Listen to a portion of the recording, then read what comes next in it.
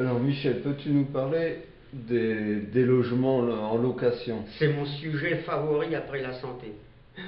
Alors, les logements, justement, je considère qu'à notre époque, chacun doit avoir son toit. Bon, il y en a déjà qui ne mangent pas à leur faim dans le monde, il faudrait d'abord aussi les aider. Parce qu'après, ça va faire beaucoup de gosses, parce que le lit de la misère engendre la fécondité, quoi. C'est-à-dire, le lit de la misère est fécond, comme disait un sociologue. Et on doit les aider avant de se retrouver avec des bambins et des enfants par millions, quoi. Surtout les pays qui sont pauvres. Alors donc, il faut leur envoyer de l'eau, qui replantent des arbres, qui mangent bien, sainement. Et après, justement, le logement, bon, pour eux, c'est pas trop le problème, il fait très chaud. Mais nous, ici, soit il faut qu'on soit tous propriétaires, soit tous en location. Mais il faut arrêter maintenant de s'accaparer la terre, surtout elle n'est pas à vendre. La terre, il faut faire comme en Angleterre, on est là de passage et après elle revient à l'État. Donc la terre n'est pas à vendre. Et il faut la place à chacun. On a tous le droit d'avoir nos pieds sur terre, on est là venu, on n'a pas à vivre en hauteur dans des tours de Babel comme je suis en ce moment là. Pour moi, c'est pas une vie. Donc revenir au niveau du sol, pour ceux qui veulent, c'est un droit. Et je pense que c'est pas interdit de planter non plus, de cultiver ce qu'on veut et de se faire justement sa maison. Et la maison que l'on souhaite. Parce que moi je veux une maison surtout à base, je dirais, de tente. Ou en terre. Donc voilà. Et après, bon, ben, si on ne peut pas être propriétaire, je vois pas pourquoi d'ailleurs, puisque ça coûte pas grand chose, une maison qu'on se fabrique. Ben, dans ce cas, il faut qu'on soit tous locataires. Voilà. Tous locataires. Ou tous propriétaires. Sinon, il y a l'injustice, c'est-à-dire que ce sont toujours les mêmes qui payent pour les autres. Voilà, les locataires qui payent pour les propriétaires et sans fin. Donc ça, ça peut pas durer. C'est pas juste. Donc ceux justement qui profitent de la situation risquent d'avoir des gros problèmes par la suite, parce qu'ils vont tomber malades de c'est-à-dire de leur injustice. S'ils l'ignorent, justement, ils risquent après d'avoir les fléaux. C'est-à-dire, les fléaux, c'est quand on a gagné de l'argent sans avoir souffert par le travail, quoi. C'est-à-dire que à l'époque du Moyen Âge, il était interdit de louer et de faire payer une nuitée à qui que ce soit. Et c'est pour cela qu'il était écrit dans les auberges qui d'ordine pour signaler qu'on pouvait venir payer à manger, mais que la nuit était gratuite. Voilà. Alors maintenant, l'hospitalité, c'est complètement l'opposé. Maintenant, on nous fait payer pour vivre chez soi. Alors là, je dirais, comment on appelle ça, c'est abusé, quoi. Je voulais dire, c'est un comble. Voilà, je trouvais pas le mot. C'est un comble. Alors, on paye pour son toit, mais en plus, voilà, quoi, on n'a rien au bout. Alors non, ça peut pas durer. C'est pas possible. Donc on devrait tous bien se nourrir et bien habiter. Voilà, bien se nourrir, des habits confortables, et puis avoir notre abri, notre toit, de toutes sortes, Donc ça, de toits. c'est un minimum vital qui devrait être un droit pour tous. Ah bah oui, c'est un droit, et même ça doit être gratuit. Ça doit être gratuit, puisque les aliments, ils poussent tout seuls, on n'a pas à faire quoi que ce soit. Le travail, c'est pour ceux qui poussent la charrue et qui mangent du blé. Alors eux, ils poussent la charrue, ils suent. Et c'est pour ça que si on ne mange pas de céréales, on n'a pas à suer pour gagner le pain, parce qu'on n'en mange pas. Nous, on prend ce qui tombe, c'est-à-dire les fruits, et on n'a plus qu'à cueillir, à ramasser, c'est tout. Il n'y a pas de travail. Et pour s'habiller, c'est pareil. Les habits, ils viennent tout seuls, c'est-à-dire, bon, on peut avoir mieux que on peut même avoir mieux que la laine, c'est-à-dire le coton, et puis de toutes sortes de vêtements avec voilà, des tissus synthétiques même, tant que ça pollue pas, même avec des adhésifs, des épingles à nourrice, voilà quoi, on n'a pas besoin d'avoir des ourlets avec je sais pas, des boutons et des poches partout. Il faut faire les choses. Bon, moi, je recherche dans ce sens, même jusqu'au slip. Hein. Les slips confortables où on chauffe pas. Et puis, on peut même se faire ses chaussures, ça coûte pas cher, il suffit d'avoir les bons matériaux. Et puis après, bah oui, mais là je les ai achetés pour pas cher, mais je suis pas très bien dedans, parce qu'elles penchent en avant. Et donc voilà, tout est gratuit. Comme c'est écrit dans la Bible, les oiseaux mangent, ils ne travaillent pas, et les fleurs sont vêtues, ils disent même mieux que le roi Salomon, parce qu'on voit même pas les coutures. Donc après, le toit, ça c'est une évidence. Le toit, bah oui, l'escargot il a sa coquille, et puis la tortue elle a sa maison, et ben nous, on fait comme les animaux, hein, on prend ce qu'on peut pour s'abriter, et c'est gratuit. Voilà. Il n'y a aucun être vivant à part l'homme qui doit payer pour manger, s'habiller et puis s'abriter. Ça c'est vraiment, on est les seuls. Hein. Et voilà, c'est le business, c'est devenu comme ça. Le business des malades. Donc ce qu'il faut, c'est un jour arrêter avec l'argent, que tout le monde soit heureux, avec une vie, une bonne santé, et de faire voilà, que tout le monde soit bien, c'est la seule chose pour arrêter avec l'argent. Ouais, d'ailleurs, il est écrit, nous jetterons l'argent par les fenêtres. Moi j'y crois, parce qu'on n'a pas besoin d'argent pour vivre au paradis. Ça, au paradis, il n'y a pas d'argent. Ah bah, on n'en a pas besoin. Même au paradis, il n'y a pas de boutique. C'est-à-dire, on ne fabrique rien. On mange ce que la nature nous donne. Comme les animaux. Ils arrivent, ils mangent ce qui est pour eux. Voilà. Donc, on n'a rien à payer, on n'a rien à faire, que à cultiver. C'est-à-dire, on met des graines, et, à la rigueur arroser, mais normalement, le ciel s'en occupe. Mais comme c'est détraqué actuellement, on sera obligé peut-être de faire un petit peu d'arrosage par-ci par-là, mais ça, le climat peut être vite arrangé. Parce que les problèmes climatiques ont été bien expliqués justement par les spécialistes. C'est le fait d'avoir coupé les arbres qui a détraqué donc l'hydrothermie et également la thermie, puisqu'on a des fois trop chaud, trop froid, ça a tout détraqué avec la pollution. Et également trop d'élevage. Alors les élevages sont en train de ruiner les prairies au Népal, j'ai lu ça. Trop d'éjections dans les herbes, et ils ont tout avalé. Donc maintenant, bah, ils ont des gros problèmes d'érosion et ils ne peuvent plus rien planter. Et c'est ça le problème, c'est que les animaux, ça mange tout, et puis ils se retrouvent à manger que des animaux. Alors avec ça, ça remplace pas les fruits. Ça ne peut pas donner la santé. Donc les premiers pollueurs, c'est les Homo sapiens qui ont commencé à faire de l'agriculture et à déforester. Ça a commencé depuis Adam et Ève. Adam et Ève, ils ont déforесté. Eux, ils ont déjà mangé le fruit défendu, donc ça a mal tourné déjà. On a eu la mort qui a été... Manger des fruits, c'est pas interdit. Ah bah non, les fruits, mais il faut recracher les graines. Ce qui donne la mort, c'est les graines. Ah, ils ont mangé les graines alors. Eh ben voilà, ils ont mangé des noix ou des céréales. Et il fallait pas. C'est écrit dans l'Ancien Testament, c'est la Torah quand même, hein, c'est écrit, chapitre 1, verset 29, de toute plante et de tout arbre qui porte le fruit avec sa semence, et c'est-à-dire que c'est bien spécifié, le fruit qui porte sa semence, ce sera votre nourriture. Pourquoi? Parce qu'évidemment, on ne croque pas les semences.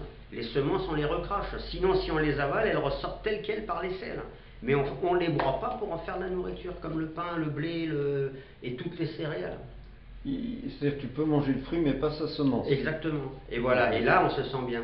Donc par contre, voilà, une pomme, on recrache les pépins, et il ne faut pas manger les semences. Mais sauf si on les avale, dans une figue de barbarie, on les avale, mais ça ressort tel quel. Même dans les graines de tomates, on ne peut pas recracher toutes les graines, on les avale, mais elles ressortent par les selles comme elles sont venues. C'est-à-dire que le corps ne peut pas... on ne les digère pas. Voilà, le corps ne peut pas s'en occuper. Par contre, les graines qu'on peut digérer, il ne faut pas les manger. Il n'y a pas de graines qu'on peut digérer, c'est-à-dire les seules graines qu'on nous fait avaler, c'est dans le pain surtout, et dans les gâteaux, et dans les farines, et dans les pâtes, et dans tout ce qui est macaroni, couscous, tout ça. Ça, c'est du fruit défendu. Ça rend malade. Une noix, quand tu la croques, tu la digères. Une noix, c'est sec, c'est une graine, il n'y a pas de fruit dedans. C'est pas un fruit, c'est une graine. C'est une graine. On s'est renseigné botaniquement. Oui. Oui, donc il ne faut pas la manger. Il ne faut pas la manger. C'est très protéiné, ça apporte beaucoup de protéines. Mais tu peux la digérer. peut la digérer difficilement, il y en a pour des heures. Une amande. C'est pareil, c'est très dur à digérer, c'est ce qu'il y a de plus dur à digérer ces fruits-là, les fruits secs. Ça met des heures. Et c'est très protéiné, les protéines, il ne faut pas en abuser, c'est ce qui provoque les cancers et beaucoup de maladies. Et les noisettes? C'est pareil, tous les fruits secs c'est pareil, c'est la même chose, c'est de la graine. Les légumineuses sont des graines aussi. Celles qui sont les moins dures, ce sont les lentilles, qui se cuisent en 20 minutes. Sinon, pour des haricots, il y en a pour des heures, il faut les faire tremper et tout. Les petits pois, c'est des graines? Les petits pois frais, non. Les petits pois frais, c'est bon. Les petits pois frais, oui, parce que c'est germé. C'est-à-dire, il y a quand même, bon, ça peut se manger même tout cru. Tout ce qui se mange tout cru, c'est pas mauvais. Non, c'est-à-dire cru, oui, c'est vrai qu'une noix, on peut la manger crue, mais c'est quand même... c'est pas une graine, à mon avis, hein, un petit pois. Des grains de maïs? J'en suis pas sûr, il faut se renseigner à un botaniste. Mais les grains de maïs, tu peux les manger crus? Le maïs, c'est une graine. Attention, c'est de la semence. Mais cru? Mais cru, c'est trop dur. Non. Quand c'est tendre encore. Ah, quand c'est tendre, le maïs tendre, oui, ça peut se manger, mais c'est toujours de la céréale. C'est-à-dire c'est de la graine, donc c'est à éviter. Tout ce qui est juteux, ça passe mieux, effectivement. C'est pour ça le petit pois, le maïs tendre, peut-être le blé tendre, mais c'est toujours de la graine, de la semence qui est proscrite dans la Bible. Qu'est-ce qu'il dit exactement le verset 29 là, Verset 29, c'est le fruit qui porte sa semence, ce sera votre nourriture. D'accord. Voilà, parce qu'il est bien stipulé... Si un fruit n'a pas de semence dedans, tout fruit a une semence. Maintenant, il y a des pastèques, il n'y a même plus de grains. Ah ouais, mais là, ça craint. Là. Moi, j'y touche pas à ça. Ah oui. Non, ça, c'est trafiqué. Il y a toujours la graine dans il y a des pommes sans graines, il y a des oranges sans graines. Ah ouais, mais ça, c'est pas normal. Non, il faut qu'ils arrêtent avec ça. Ah oui. Non, il faut pas trafiquer génétiquement les aliments. C'est pas normal. Tout ça, c'est des folies. Enfin, des fantaisies, tout ça. On s'amuse pas comme ça avec la nourriture. Oui, je crois que pour aujourd'hui, c'est bien. Pas mal. Ouais. Surtout, je sais pas s'il y a assez de lumière. Et là, il y a trop de bruit. Voilà, donc c'est-à-dire les sujets principaux, j'ai dit ce qui était le plus important. Après, bon, on peut toujours se renseigner sur le site. Il y a des livres à ce sujet, bien expliqués, vraiment avec la vérité, quoi. C'est la vérité. Il n'y a pas à se cacher la vérité. C'est qu'on ne veut pas admettre. On ne veut pas admettre parce qu'on a tous un régime qui est louche, quoi. Alors on a du mal à accepter nos défauts. Et puis on est aussi tellement habitué qu'on n'arrive pas non plus à changer notre régime comme ça du jour au lendemain. Alors ça met un peu de temps, mais je sais qu'on se sent beaucoup mieux une fois qu'on a, voilà quoi, qu'on a compris et puis qu'on a pratiqué. Est-ce que tu pourras refaire une vidéo où tu expliqueras en détail comment suivre un bon régime? Je mets ma visière. Ah oui, moi, bah ouais, mais là après, on va en venir aux lectures hygiénistes. Hein. Moi, je vais faire que répéter. C'est trop détaillé, il y a trop de choses. Oui, il y a trop de choses, parce que tout a été expliqué. Tu ne veux pas résumer? Il n'y a pas des choses que tu peux résumer? Si, il y a des grandes lignes. Des grandes lignes, oui. On peut dire qu'est-ce qui est acidifiant, éviter de boire de l'eau de bouteille ou de robinet, manger des fruits, vous n'aurez jamais soif, comme ça vous avez tout en même temps. Et vous ne surchargez pas l'organisme avec des liquides inutilement. Ce qui donne soif, c'est le sel, le poivre, les épices. Alors après, vous tombez malade avec des excès de boissons. Après, bon, ça c'est le plus important pour tout ce qui est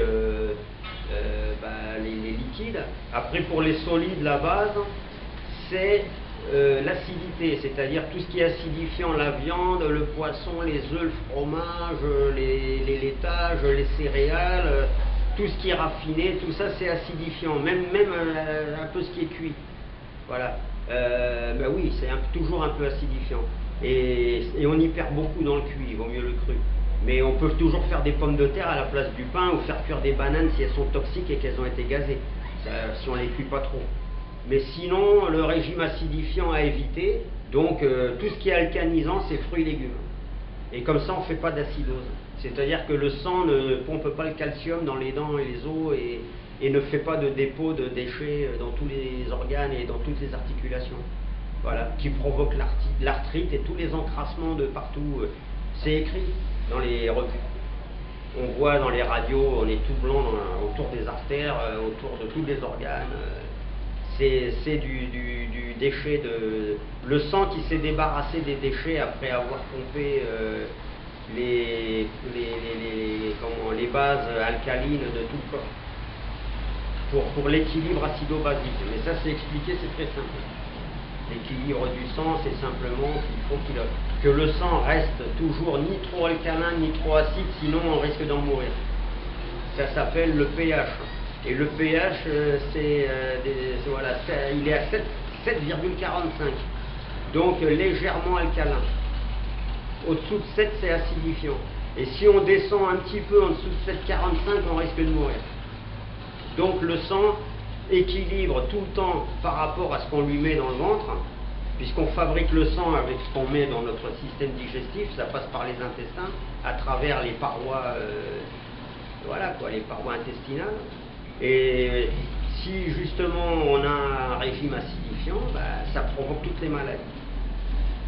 C'est tout. Ah, en gros, voilà. Tout ce qui est alcalin, c'est les fruits et les légumes. Même une orange qui est acidifiante va nous donner beaucoup d'alcalin, beaucoup plus que ce qu'elle va nous donner comme acide. Ah oui. Ah ben oui, puisque on peut en manger des oranges et après il y a des apports alcalins beaucoup plus importants dans l'orange. Voilà. Sauf qu'il y en a qui encaissent mal l'acidité, parce que par exemple moi j'ai été malade d'acidose toute ma vie, donc je ne peux pas manger beaucoup d'acidité, j'arrive pas à encaisser la première phase acide avant d'avoir le retour d'alcalin. C'est-à-dire que dans un premier temps, je vais avoir des gros problèmes pour arriver à faire passer des acides. Je fuis tout ce qui est acide. Voilà. Les hygiénistes parce que j'ai été délabré, mes intestins ont du mal à encaisser des doses de... Je ne peux pas avaler un citron, même pas une bouchée. Après ça dépend des constitutions. On a des gens qui sont en meilleure santé, qui peuvent prendre beaucoup de tomates ou d'oranges ou de citrons, ils sont pourtant pas plus mal. Mais ça c'est expliqué dans les revues. Je peux pas parler de tout ce qui est écrit parce que sinon on va y passer des journées, je peux pas. Non. Après, je donnerai peut-être suite à l'interview, mais pour l'instant j'ai dit à peu près ce que j'avais de plus important à dire. D'accord. Voilà. Ok, merci. Voilà.